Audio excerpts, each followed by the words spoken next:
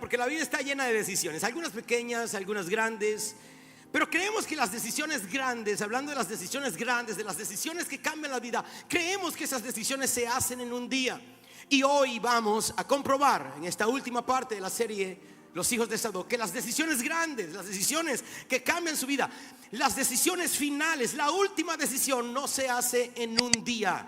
La última decisión normalmente se crea y se construye con muchas decisiones a través del años hasta que llega ese momento. Así que sacude un poquito a alguien a tu lado y dile mi tema de hoy, dile la última decisión. Y apláudele al Señor una vez más. Vamos a orar en este día, y antes de eso, levánteme su mano bien arriba y diga conmigo: esta es la palabra del Señor. Yo la creo, la recibo y la concibo en el nombre de Jesús. Gracias, Padre, porque harás cosas grandes en este día. Amén. Agarra la mano a alguien rapidito y dile: las decisiones grandes casi nunca cambian una vida. Dile: solamente revelan la vida que llevamos años construyendo. Esto va a estar sabroso hoy. La última decisión. Antes de entrar en la palabra, vamos a hacer un resumen rápido de lo que ha sido estas últimas 3 prédicas de los hijos de Sadoc. Primeramente conocimos a Ziklag. En aquellos que estuvieron con nosotros, los que hoy por primera vez nos escuchan o vienen o no han estado en la serie, no se preocupe, porque hoy Dios va a hablarte tremendamente con lo que se tratará de hoy. Los que han venido siguiéndonos, ya conocimos a Ziklag y aprendimos que los hijos de Sadoc no nacen en Jerusalén, no nacen en los lugares bellos y altos. Los hijos de Sadoc nacen en las transiciones. Después vimos a Absalón. Uy, qué palabra, qué predica, los hijos de Absalón y los hijos de Sadoc. Y vimos que mientras Absalón trataba de conquistar corazones, los hijos de Sadoc buscan y conquistan el corazón de Dios. ¿Dónde están los hijos de Sadoc? Díganme amén. Y por último llegamos a Gabaón la semana pasada, y en Gabaón nos dimos cuenta que mientras que el arca de Jehová estaba en Jerusalén, en Gabaón estaba solamente el altar del sacrificio. Solamente quedaba el altar y el sacrificio, diga conmigo, sacrificio continuo. Y Sadoc permaneció no donde estaba el júbilo, la celebración, los saltos, los gritos de júbilo. Permaneció donde estaba el sacrificio continuo. Y hoy vamos a ir a visitar unas personas muy interesantes, porque vamos a pasar algunos años y vamos a llegar a un punto de David donde un segundo hijo se le revela. Ese segundo hijo se llama Adonías, y ahí encontraremos nuestra historia de hoy. Primera de Reyes 1, versos 5 al 7, y dice: entonces Adonías, hijo de Hagit, que era una de las esposas de David, y vamos a leerlo en las pantallas, vamos a asegurarnos de que estemos listos para que salga la pantalla. Gracias, muchachos, ¿me van siguiendo? Ahí está. Dice: entonces Adonías, hijo de Hagit, se rebeló diciendo, diga, se rebeló diciendo, que dijo: yo reinaré. Se hizo de carros, de gente de a caballo y de 50 hombres que corrían delante de él. Aquellos que conocen la historia se van a dar cuenta que es la misma estrategia que usó Absalón. Lo mismito. Pero no vamos a entrar en eso hoy. Pero esperen. Verso 6 dice: en todos sus días su padre nunca lo había reprendido, diciéndole: ¿por qué haces esto? Además, era de muy hermoso parecer y había nacido, ayúdame a leer por favor, había nacido después de Absalón. Un momento. Amnón, primogénito; Absalón, segundo. Amnón desapareció, Absalón quiso el trono. Tercero, Absalón murió. Tercero, Adonías. Quiere decir que Adonías legalmente, humanamente, le pertenecía el trono porque era el sucesor. Humanamente era el primogénito de David, pero una vez más se quiso adelantar al plan de Dios.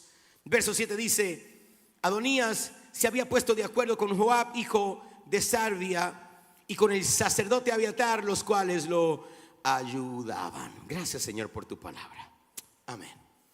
Y aquí encontramos un nombre muy importante, porque este va a ser nuestro personaje central de nuestra historia. Y yo quiero que se grabe este nombre y diga conmigo: Abiatar.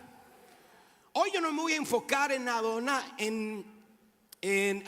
¿verdad? No me voy a, o Adonías debería decir, no me voy a enfocar en Adonías. Adonías es importante en la historia, pero no quiero que sea el enfoque. Estuvimos hablando de Absalón, estuvimos hablando de los hijos rebeldes, estuvimos hablando de ese mismo espíritu que se movía en Adonías.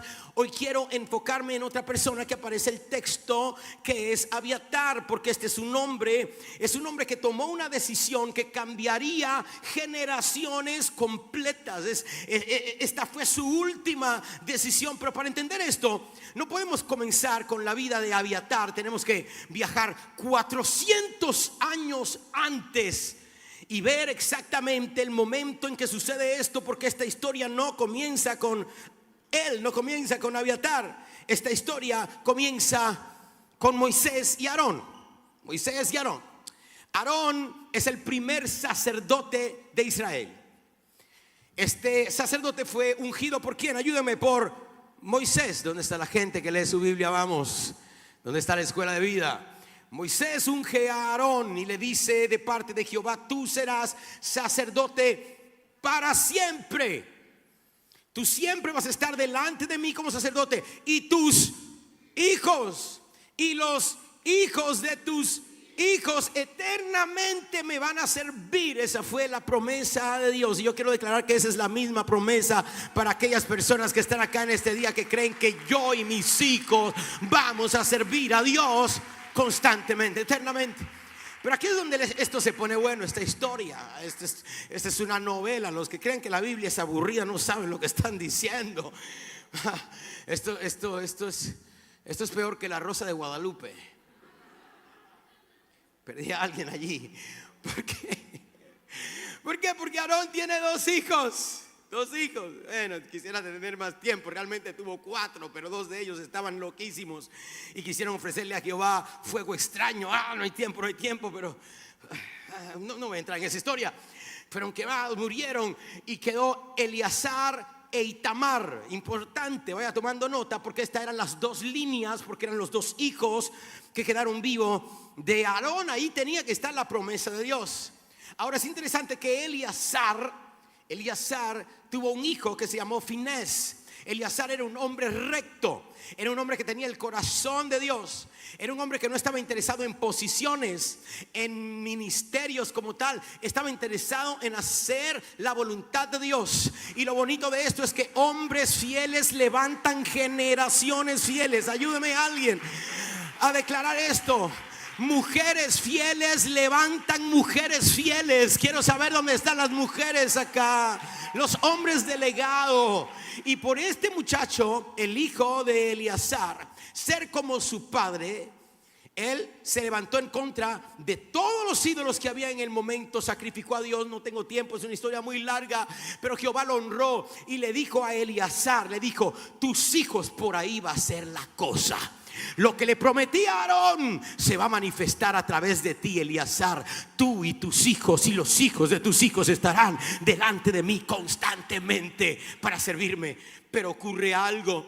En el tiempo de los jueces, Itamar, que está por el otro lado, de alguna manera, por manipulación, porque Itamar no tenía el corazón correcto, Itamar no buscaba a Dios, Itamar buscaba posiciones, y desgraciadamente sus hijos heredaron el corazón de él, porque hay cosas que se heredan pero no se honran. Dios mío, ya comencé a predicar y no se han dado cuenta. Hay cosas en tu vida que se heredan pero que no se honran, y sus hijos heredaron el corazón primeramente de Itamar. Itamar se posiciona ilegalmente como el sumo sacerdote, y de allí Itamar, de su línea, viene un hombre llamado Elí. ¿Alguien me sigue acá? Todos ya estamos familiarizados, la mayoría de nosotros, con Elí. porque Elí fue el sacerdote de Silo, donde estaba el tabernáculo de Dios. Con Elí estuvo Samuel, y Elí amaba a Dios. No era que no amaba a Dios, Elí amaba a Dios, pero el gran problema es que Elí no le importaba que sus generaciones lo amen como lo amaba él. Alguien sígame acá. Y dice la Biblia que los hijos de Elí hicieron lo malo delante de Dios, y el gran problema no era lo que hicieron los hijos de Elí. Dice que deshonraban las ofrendas. El gran problema no era eso. El gran problema es que dice que Elí lo sabía y no los estorbó. Por favor, diga eso conmigo: no los estorbó.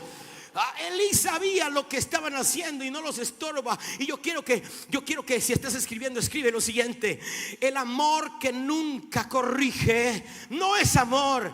El amor que nunca corrige es abandono disfrazado. Quiero hablar con los padres hoy. Quiero hablar con la gente que corrige. ¿Dónde está la gente que le importa que sus hijos caminen rectamente, aunque les duela? No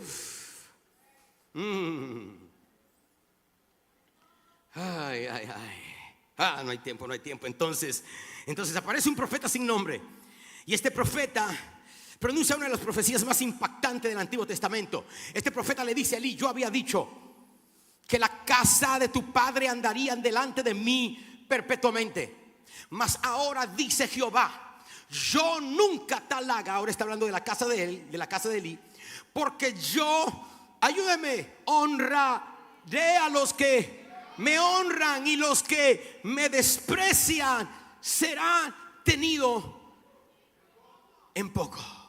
Qué fuerte. Y después le dijo lo que iba a pasar con Ofni y Fines, sus dos hijos que iban a morir antes de llegar a la edad anciana. Y después da otra profecía que yo quiero leer, la primera de Samuel 2:35. Dice: en cambio, alguien diga en cambio. Ayúdame a leer. ¿Qué dice? Yo me suscitaré un sacerdote fiel que obre conforme a mi corazón. Note que él no da nombre. Dios pudo haber dado nombres, pero no da nombre. Él dice: yo me voy a encontrar un sacerdote fiel que obre conforme a mi corazón y mis deseos. Le edificaré, ayúdame a leer que esto es muy bueno. Le edificaré casa firme, y que andará delante de mí ungido. Todos los señores, esta no es una profecía de David, esta es una profecía mesiánica, esta es una profecía de Jesús, esta es una profecía de Cristo. Él está diciendo: a través de ese sacerdote que me voy a levantar, van a haber hijos míos conforme a su corazón, que estarán delante de Jesús para siempre. Yo creo que está hablando de la iglesia H2O. Oh my God, quiero saber si hay alguien. Creo que está hablando de la iglesia de Cristo. Bueno, la profecía se va cumpliendo, y nadie lo sabía, pero esa profecía estaba quedando mientras estaba flotando sobre Israel. En algún lugar de Israel estaba naciendo un niño. El niño que estaba naciendo es un niño que estaba destinado a algo poderoso, porque Ofni y Fines, los hijos de Elí, mueren en la guerra. No hay tiempo. Sígame acá para que vayamos al punto. Pero Ofni y Fines ya habían tenido hijos, y de uno de estos hijos había nacido este niño destinado para cambiar la maldición de los descendientes de Elí. Y este niño se llamó Abiatar, el bisnieto de Elí. Y no sabemos si alguien le había hablado alguna vez de esta terrible profecía a Abiatar, porque imagínense hablarle a un niño y decirle: hey, hay una maldición en nuestra familia. Hay una maldición que nosotros no vamos a poder servir al Señor para siempre. Yo no creo, y quizás no le hayan hablado jamás de esta maldición a este niño, pero sí sabemos algo. Él nació llevando un apellido que cargaba una maldición. Y hay algo interesante. Póngame otra vez aquí para ver a Aarón y su descendencia, muchachos, porque hay algo interesante. La Biblia dice que Jehová visita el pecado de los padres. ¿Cuántos conocen Biblia? Ayúdenme. Hasta la tercera y cuarta generación. Pero qué cosa tan interesante, que cuando veo la generación de Elí, a ver, Finés es primera generación. Ayúdeme a leer. ¿Qué más? Ahitob es segunda generación. ¿Qué más? Ahimelech es tercera generación. Abiatar es cuarta generación del pecado de sus padres. Abiatar es cuarta generación de una maldición. Y voy a volver otra vez porque la Biblia dice que Jehová visita el pecado de los padres, pero no eternamente, sino hasta la tercera y cuarta generación. Quiere decir que Abiatar es la persona señalada para romper las maldiciones de sus antepasados. Alguien está aplaudiendo aquí, y yo quiero profetizar que tú eres el señalado para romper la maldición de tus antepasados. Es por eso que siempre digo: antes de ti borrachos, adictos, drogadictos; después de ti apóstoles, profetas, pastores, evangelistas, maestros; antes de ti secos, limitados, fuera de la escuela; después de ti profesionales, millonarios, empresarios bendecidos; antes de ti todos enfermos; después de ti los que esperan en Jehová son como el monte de Sión, que no se mueven, sino que... Pero alguien aplaude al Señor, porque hay alguien aquí que está destinado a romper la maldición. Y no sé qué generación eres de tu familia, pero una cosa sé: sacude a alguien y dile: tú eres el señalado.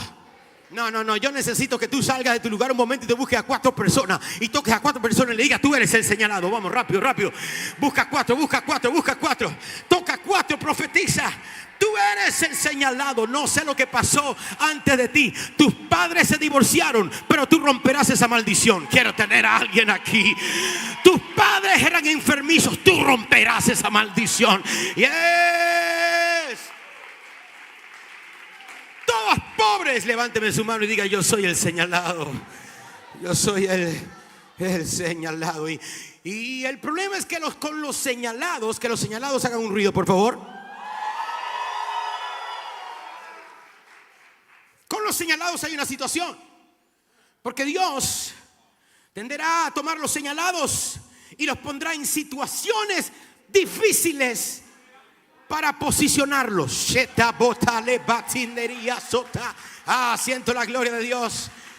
Porque mientras Abiatar crecía, Abiatar el señalado para romper la maldición, mientras él crecía, por otro lado también crecía un rey llamado Saúl. Mientras Abiatar se hacía joven, por otro lado Saúl, lleno de celos, rey de Israel, comenzó a perseguir también a otro joven llamado David. Alguien me está siguiendo en esta historia. Y mientras Saúl seguía a David y Abiatar crecía, David huyó y Saúl comienza a perseguirlo. Y en esa persecución, sígame acá porque esto se pone mejor todavía. Esto se pone profundo. En esa persecución de David llega a un pueblito. Este pueblito se llama Nob. En este pueblo, sígueme, escúchame. En este pueblo nada más viven descendientes de sacerdotes. Qué interesante, era un pueblo pequeño, pero estaban todos los descendientes de los sacerdotes. Y algunos de ellos eran sacerdotes vigentes. Y David llega cansado, desarmado, no sabe qué hacer, y se encuentra el papá de un niño llamado Abiatar. ¿Cómo se llama el papá? Alguien me está siguiendo. Ahimelech. Se encuentra Ahimelech. Ahimelech lo ve al pobre David. Está cansado, no tiene arma. ¿Y sabe qué hace Ahimelech? Entra al tabernáculo de Jehová y toma el pan de la propiciación, que era ilegal tocarlo si no era sacerdote o descendiente de sacerdote. Toma el pan y la lleva a David y le dice: come para que sobrevivas. Pero esperen, en el tabernáculo estaba guardada la espada de David con la que mató a Goliat.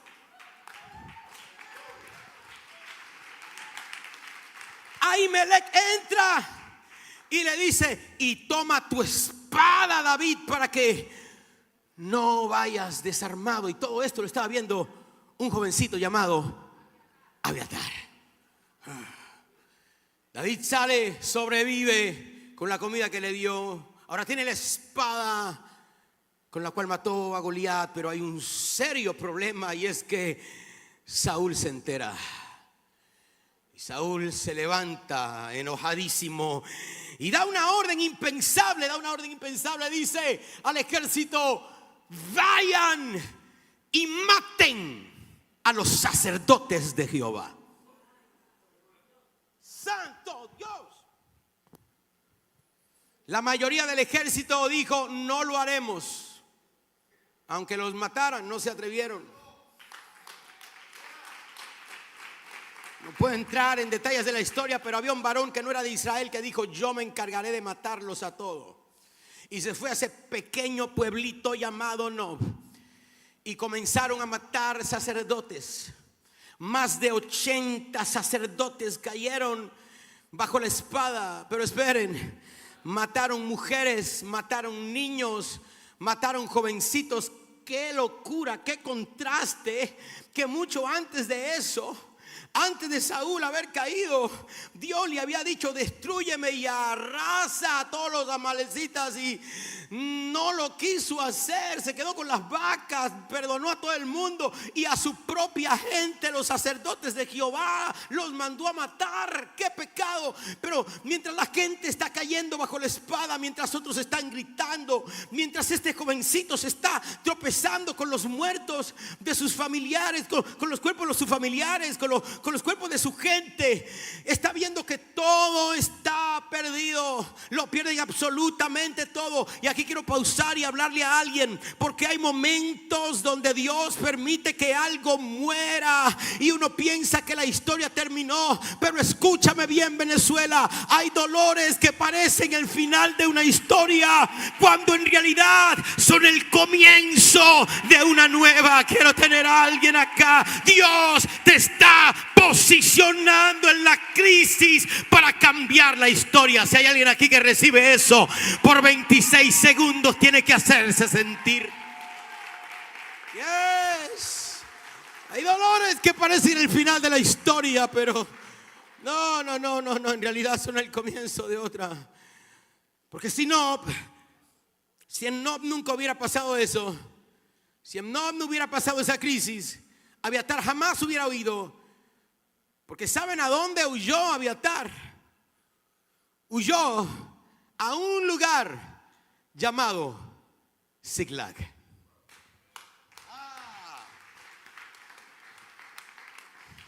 El lugar de transición. Vamos, ¿dónde está la gente que saben? El lugar donde había alguien allí escondido llamado David. Y ahora Abiatar se encuentra con David en Ziklag, el lugar de la transición. Pero esperen, no solamente se encuentra con David, ahora se encuentra con alguien más que también está en Ziklag. Otro jovencito más o menos de su edad, llamado Sadoc. ¿Por qué? Porque Abiatar no es el único que está en Ziklag. David no es el único, ahora está Sadoc. Y Abiatar y Sadoc, alguien diga, se encuentran.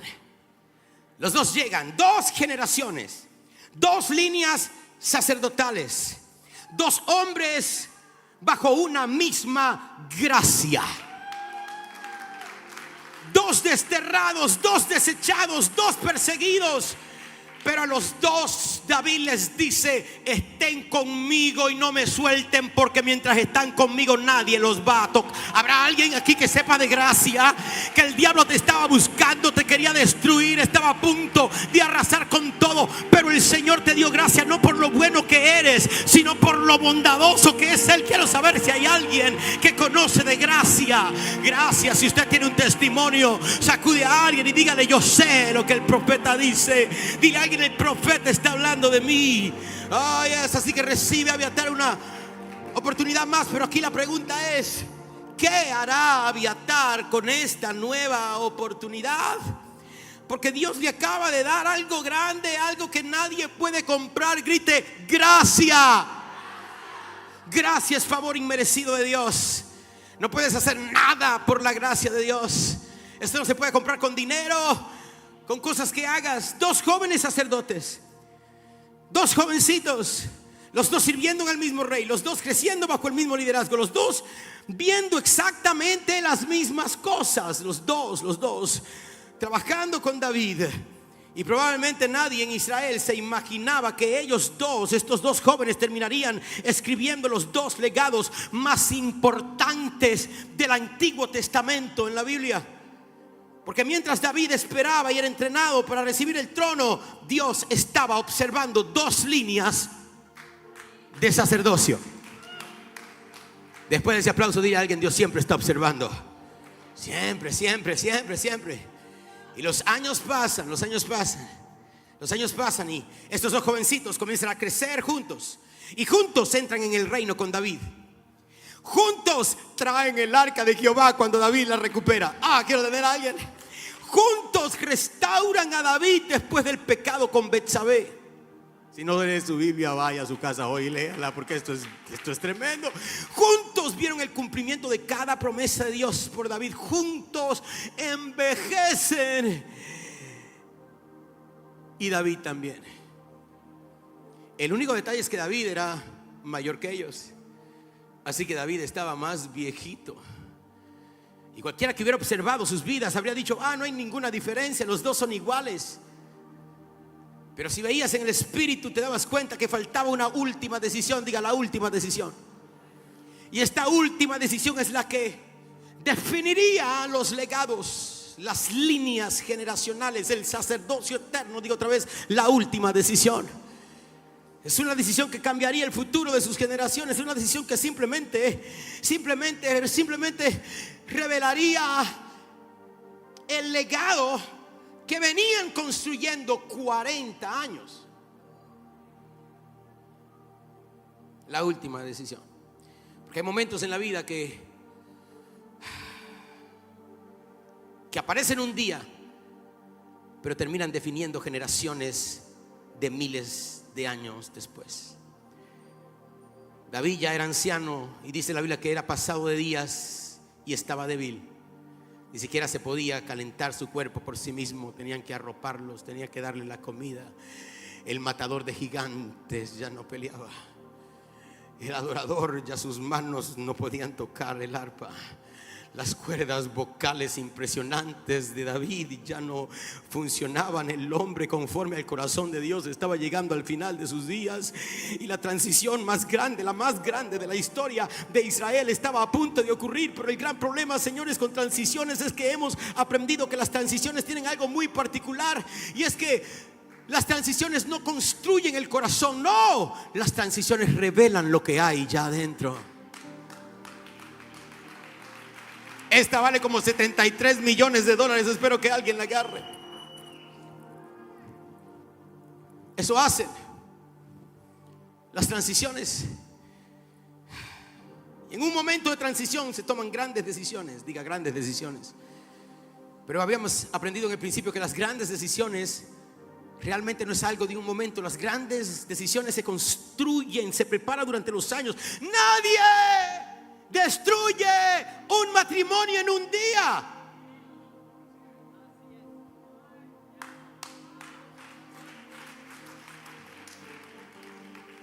Estos señores se construye. Nadie pierde el ministerio en un día. Es por eso que yo no estoy de acuerdo con la frase: ay, oremos por él porque cayó en pecado. Yo me he dado cuenta durante los años que nadie cae en pecado. O sea, cuando yo era niño, yo veía El Coyote y El Correcamino. No hay puros jovencitos aquí. Y la cuestión es que El Coyote tenía hoyos marca Acme. Y los hoyos marca Acme, ya perdí a los millennials ya aquí. Y los hoyos marca Acme los tiraba en la carretera, ¿verdad? Para que caiga el correcamino, porque se lo quería comer. Y siempre venía el pobre coyote y era el que caía en el hoyo. Así es que la gente cree que es el pecado, que es como que Satanás anda con un hoyo marca Acme y lo tira y usted venía bien y de momento ¡pum!, caíste. No, la gente realmente no cae en pecado. Eso se construye, señores. Esa decisión grande que puede cambiar tu vida realmente es el resultado de muchas decisiones pequeñas que fuiste tomando en el camino. Es por eso que la Biblia dice: oye, no temas tanto a los leones, no temas tanto a los gigantes, cuídate más de las zorras pequeñas, las pequeñitas, esas que se van acumulando, esas que echan a perder la viña de Dios. Allí es donde está el verdadero peligro. Todo comienza con pequeñas conversaciones, pequeñas prioridades, pequeñas concesiones, pequeñas decisiones, hasta que un día llega la decisión grande y solamente revela aquello que lleva años creciendo en silencio. Y había algo que venía creciendo en silencio en la vida de Abiatar, y ahora tenía que tomar la última decisión.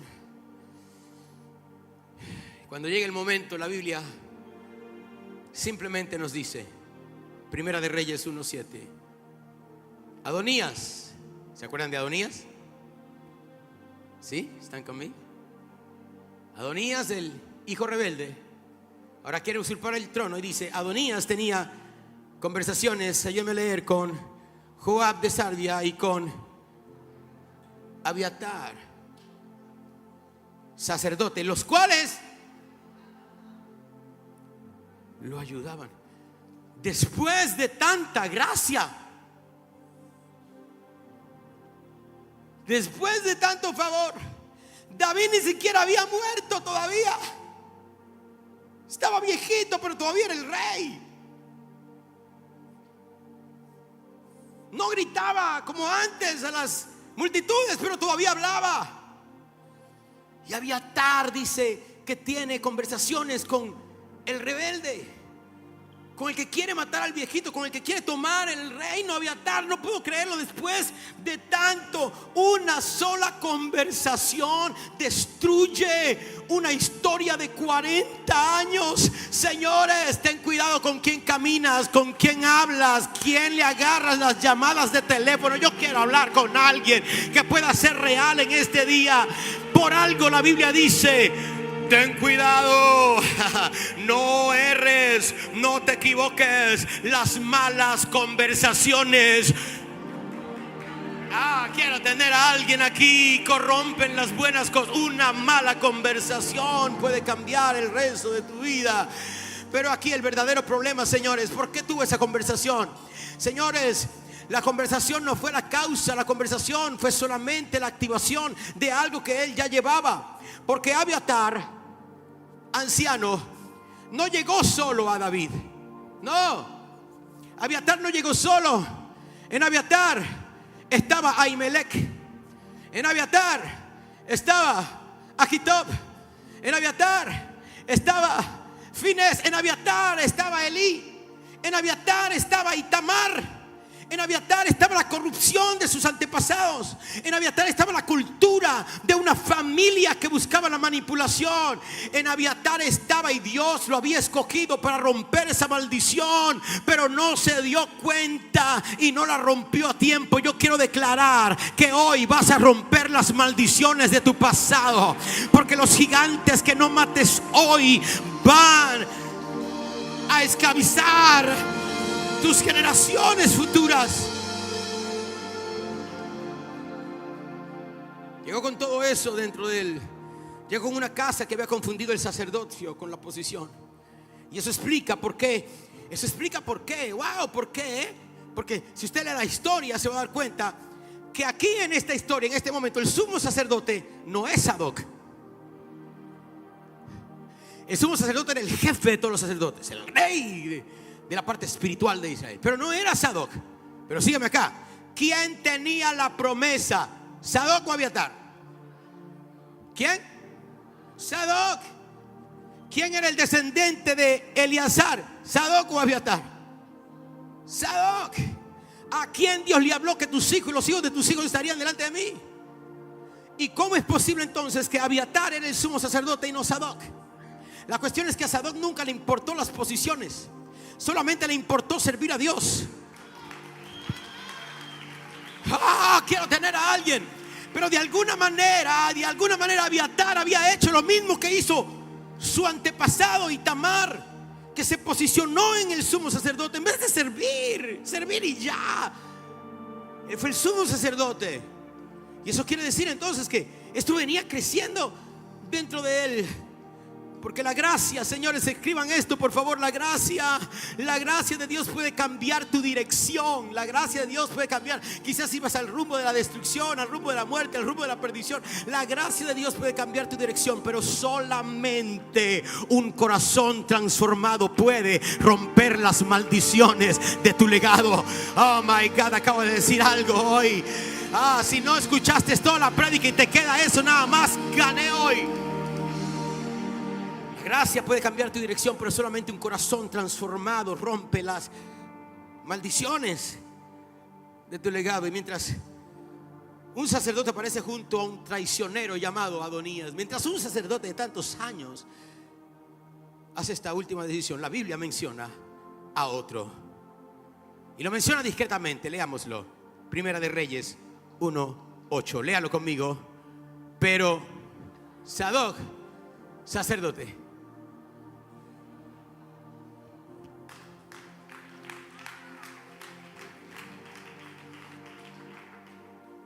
señores, las decisiones importantes, ¿ustedes creen que las decisiones importantes crean carácter? No, las decisiones importantes no crean carácter.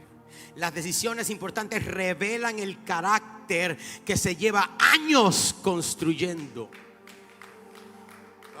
Y ahora la historia está a punto de cerrar. Un capítulo que comenzó en Silo con un profeta sin nombre, con un profeta que había profetizado después de cientos de años, o sea, 400 años después.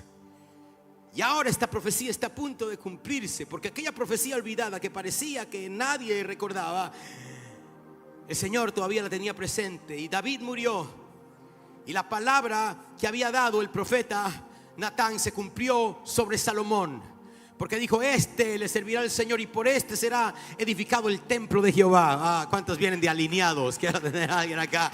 Este va a servir a Dios. Y Salomón llega al trono, y al llegar al trono, la antigua profecía pronunciada en Silo comenzó a moverse otra vez, porque Dios no es que acababa de recordarla, sino que nunca la había olvidado.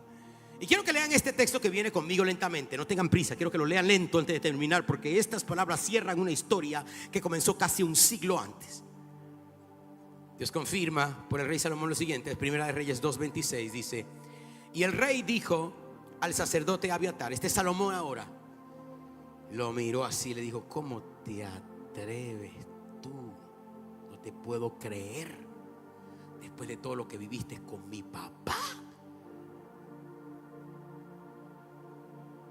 Vete de mi presencia, vete a Anatot, a tus heredades, porque sabes que tú eres digno de muerte, pero por gracia no te mataré hoy, por cuanto has llevado el arca de Jehová, el Señor, delante de David, mi padre. Cuando David danzaba y se regocijaba, ahí estabas tú. Y además has afligido en todas las cosas que fue afligido mi padre en Siclag, estabas tú. En la cueva de Adulam, tú recuerdas la cueva, tú viviste en la cueva. Cuando se levantaban los gigantes, tú viste como los gigantes caían, tú estuviste ahí. Y así echó Salomón a Abiatar de sacerdocio de Jehová, para que se cumpliese la palabra de Jehová que había dicho sobre la casa de Elí en Silo.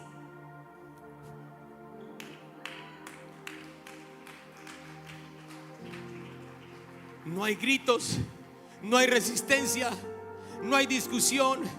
Solamente un anciano sacerdocio, un anciano sacerdote, un hombre que caminó delante de Dios, ahora caminando en vergüenza, con la cabeza baja, caminando fuera de su destino, caminando lentamente y tristemente hacia el final de su ministerio. Señores, y me di cuenta, mientras Dios me estaba mostrando todo esto y veía esta película en mi cabeza, me di cuenta que esta historia nunca se trató de un hombre. Un hombre que tuvo 40 años para construir un legado diferente a su casa y no lo logró. No, esta historia realmente no se trató de él. Esta historia se trató del legado. Porque la pregunta nunca fue ¿qué hizo Abiatar? La pregunta fue ¿qué legado dejó? ¿Saben por qué? Porque la Biblia nunca jamás vuelve a mencionar su nombre. Nunca jamás vuelve a mencionar sus hijos. Nunca mencionó sus nietos, ni sus bisnietos, ni sus tataranietos, ni ninguna de su generación. Su ministerio terminó allí. No murió, no lo mataron, pero su ministerio terminó con él. Y allí comienza, mientras se termina el legado, comienza y manifiesta el legado de un hombre más.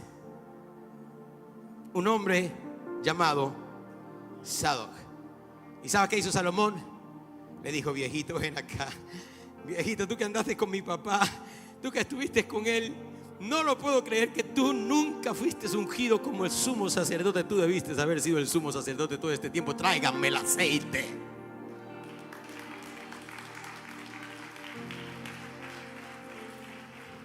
La Biblia dice: vendrá el día, esto fue 100 años antes, vendrá el día en la cual yo me suscitaré un sacerdote conforme a mi corazón, y de él saldrá una descendencia que caminará delante de mi ungido todos los días. ¿Cuántos caminan delante de Jesús todos los días? Y ahora entiendo la razón también por la cual 400 años después, me están siguiendo, 400 años de esto fue Moisés, Aarón, pero 400 años después de esto es la destrucción del templo de Salomón. Entra a Babilonia, se llevan las riquezas, destruye el oro, y Jehová habla de un nuevo templo que no será un templo hecho por manos de hombre. Y en ese nuevo templo dice Ezequiel 44:15: mas los sacerdotes levitas, como hijos de Sadoc, que guardaron el ordenamiento de mi santuario, cuando los hijos de Israel se apartaron de mí. Señores, levánteme sus manos. ¿Se dan cuenta de esto? No dijo Sadoc. Esto no se trata de Sadoc, se trata del legado. Se trata de los hijos de Sadoc. Eso significa que esta historia nunca fue solamente acerca de un hombre, siempre fue acerca de un legado. Y sabes que yo pienso cuando leo esta historia, cuando leo que Jehová le dice: en el futuro, cuando se manifieste el nuevo templo a través de Cristo, los que ministrarán mi gloria serán solamente, ayúdeme, los hijos de Sadoc. Y yo digo: Señor, ¿pero qué es esto? ¿Por qué no dijiste los hijos de Samuel? De Samuel se predica mucho, el gran profeta. ¿Por qué no dijiste los hijos de Moisés? ¿Por qué no dijiste los hijos de Elías? ¿Por qué ni siquiera dijiste los hijos de David? Y dices los hijos de alguien que la gente ni conoce, que ni se predica de este hombre. Dice los hijos de Sadoc. Y el Espíritu Santo me habló cuando me hice esa pregunta y me dijo: porque todos estos grandes hombres que has mencionado construyeron un gran propósito para la historia, pero solamente uno construyó un legado. ¿Cómo así, Señor? Y comencé a verlo. Moisés, se imagina, el hombre que abrió el mar rojo, el hombre que habló cara a cara con Dios. Pero cuando buscas a sus hijos, Gerson y Eliezer, nada más mencionan sus nombres y nunca tomaron parte de nada. Moisés fue el gran apóstol, el gran predicador, el gran hombre de Dios, que se enfocó tanto en el ministerio que se olvidó de dejar un legado con sus hijos.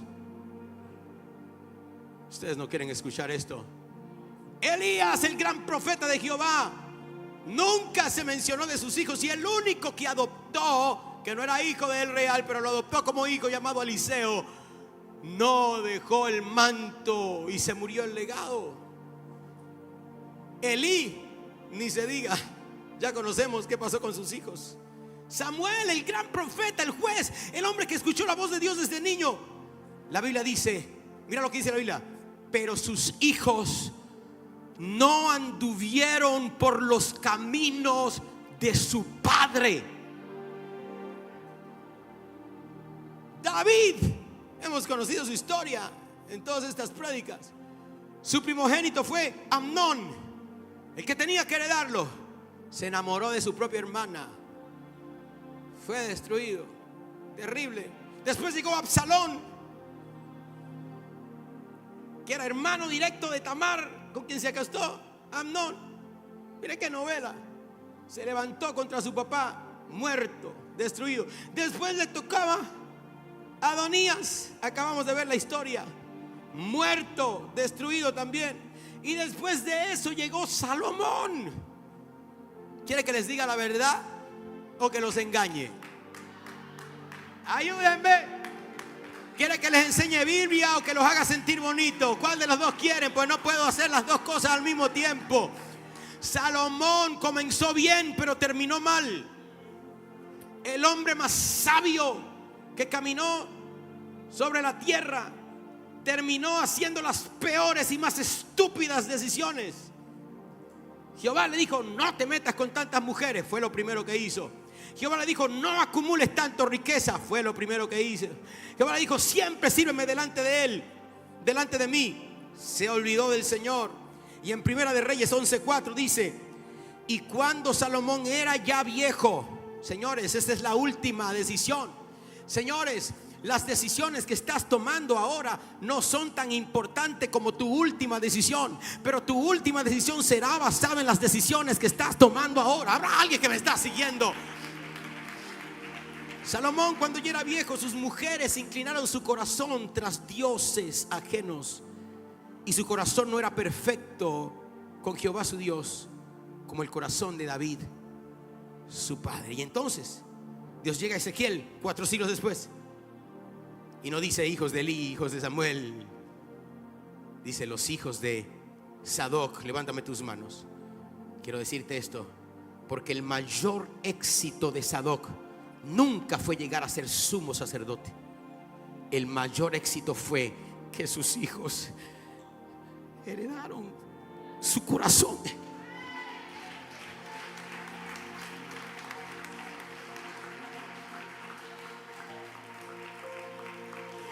Y esto me quiebra porque constantemente estoy viendo gente que abandona a su familia por un trabajo.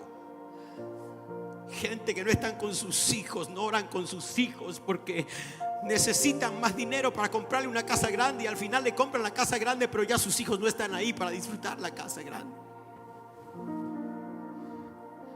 Me quiebra porque hay gente que se enfocan tanto en aquello que creen que es el éxito. Pero con Sadoc, señores, vemos que el éxito real no es llegar a la altura. El éxito real es que tus hijos hereden tu corazón. Y eso es muchísimo más difícil, porque llegar a una posición es fácil. Es fácil, hacer dinero es fácil,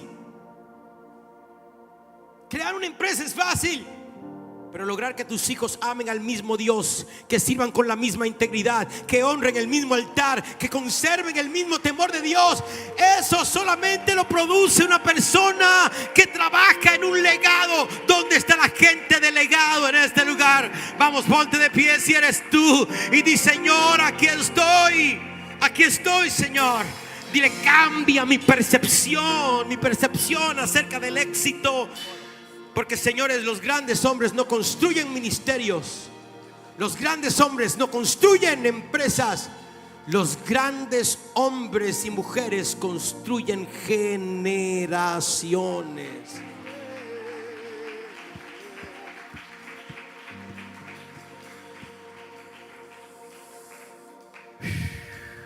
Y Abiatar recibió una gracia extraordinaria. Si Abiatar se hubiera dado cuenta que él pudo haber roto las maldiciones de sus antepasados. pero no pudo romper el legado que había heredado. Y la pregunta nunca será ¿qué heredaste? Escúchame bien. La pregunta nunca será ¿cómo fueron tus padres? No. La pregunta siempre será ¿qué vas a dejar? ¿Qué quieres dejar? Una empresa grande. Eso con el tiempo otro va a ser dueño de esa empresa cuando tú no estés. ¿Qué vas a dejar? Un carro lujoso. Después de 5 años no va a valer lo mismo. ¿Qué vas a dejar? ¿Sabes qué? La gente peca porque teme ir al infierno. Y no te confundas, es verdad. Puedes ir al infierno por el pecado. Pero yo no peco porque tengo temor de irme al infierno. Yo no me conservo porque tengo temor de que el diablo me... No. ¿Sabe por qué? ¿Cuál es la razón principal por la cual yo quiero hacer buenas decisiones y cuidarme en mi vida? Porque estoy pensando en un legado. Y eso es más poderoso que todo lo demás. Estoy pensando en mis hijos. Estoy pensando en mis generaciones. Porque, señores, la visión de Dios siempre fue generacional. Agarre la mano a alguien y dile: los hombres recuerdan los logros. Dile a alguien. Dile: pero Dios recuerda los legados.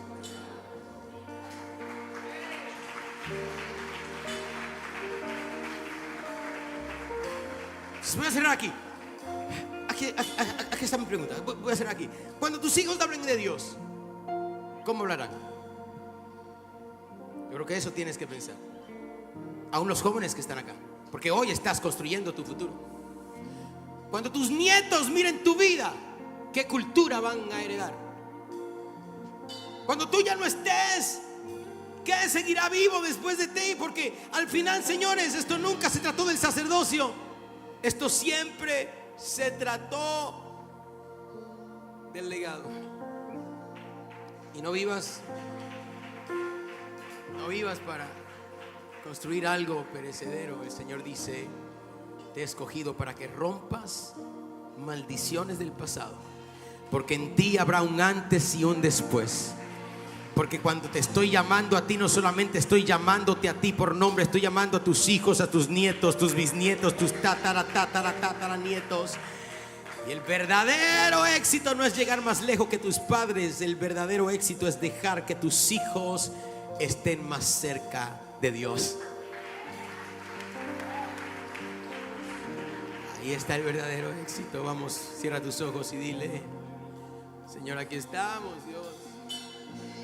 Que vuelva lo santo al altar, que vuelva la consagración, que vuelva ese primer amor, que vuelva, que vuelva lo puro al altar, y el altar que hoy es mi corazón, que vuelva esa gloria mayor, que vuelva, que vuelva lo santo al altar, que vuelva la consagración, que vuelva ese primer amor, que vuelva.